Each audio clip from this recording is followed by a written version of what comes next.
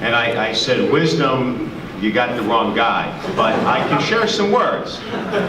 But I'm not original, so I'm gonna borrow some words from Shakespeare, from the play Hamlet, which I believe some of you have read in class over the years.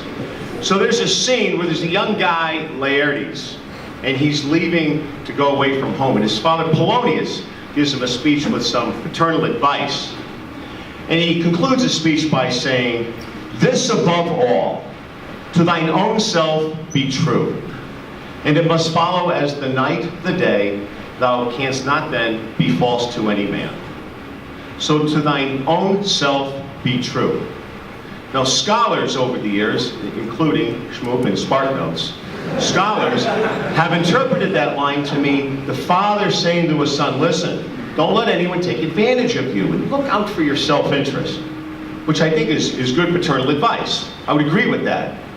But not just in the material sense of the word. Because, you know, a loving father wants you to look out for your most vital self-interest, okay?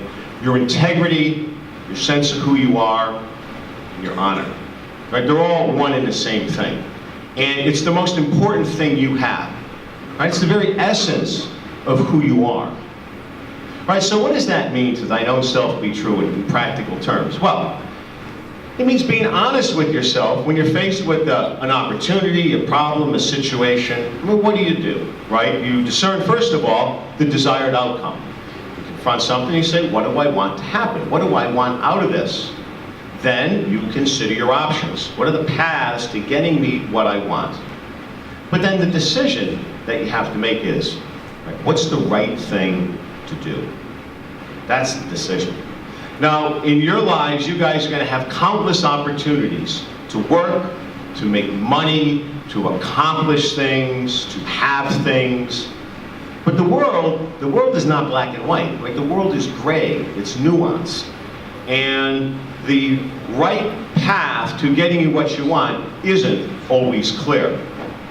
You know, this year in my Literature of Industry class, we read about characters, right, who didn't always do the right thing in their pursuit of fame and fortune and money.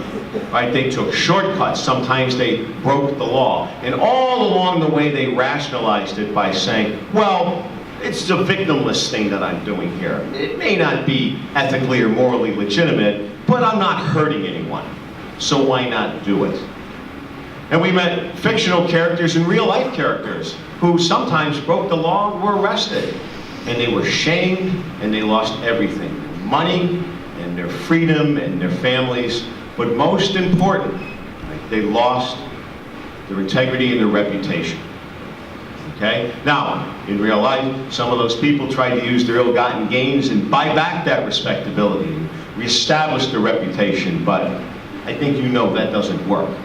You know, it's like if you drop a crystal glass on the floor, and then you try to glue it back together.